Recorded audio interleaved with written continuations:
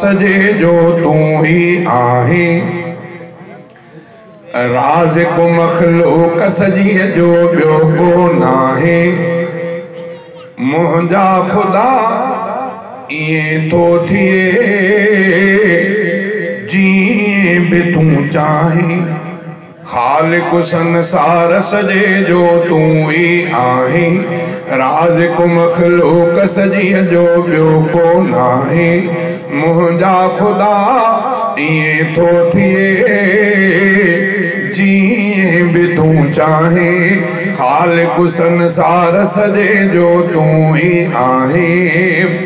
तूं ही थो औलाद बख़्शे, तूं ही धीअर ॾींदो आ, तूं ही पुट बख़्शींदो आ, तूं ही थो हर ग़ैब ॼाणे, तोखां कुछ भी नाहे लिकल, तुंहिंजे अॻियां आहे खुलियल।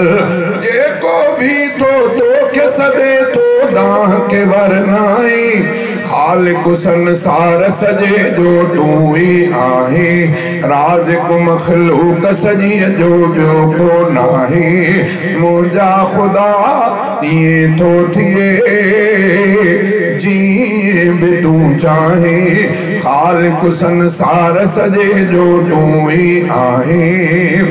तूं ही थो सिज उभारे, तूं ही तंहिंखे लाहे थो, चंड भी तूं चमकाए थो, ख़ल्क़ियो तो आकाश आहे, ख़ल्क़ी तो ही आहे ज़मीन, तूं आ रब्बुल आलमीन। तो जहिड़ी ॿियो कंहिंखे न आहे ताक़त रब साईं, ख़ालिक़ संसार सजे जो तू ही आहे, राज़िक़ मख़लूक़ सजी जो ॿियो को नाहे।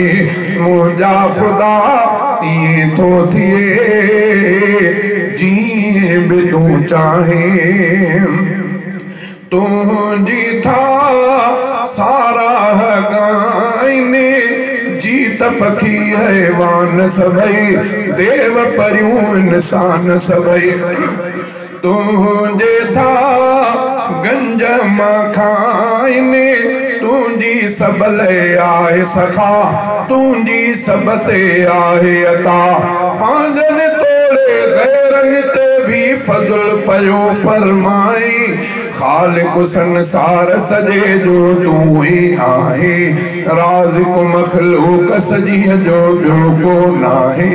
मुंहिंजा ख़ुदा ईअं थो थिए जीअं बि तूं चाहीं, तुंहिंजो को हमसर न आहे, मीर हुजे या अमीर हुजे, पैगंबर या पीर हुजे, पंहिंजो तूं मट पाण आहे, पीर भी तो ही ख़ल्क़िया ऐं पैगंबर भी तो ख़ल्क़िया, सारा है न रफ़ीक़ सघे थो तोखे ऐं साईं, ख़ालिक़ संसार सजे जो तू ही आहे, राज़िक़ मख़लूक़ सजी जो ॿियो को नाहे।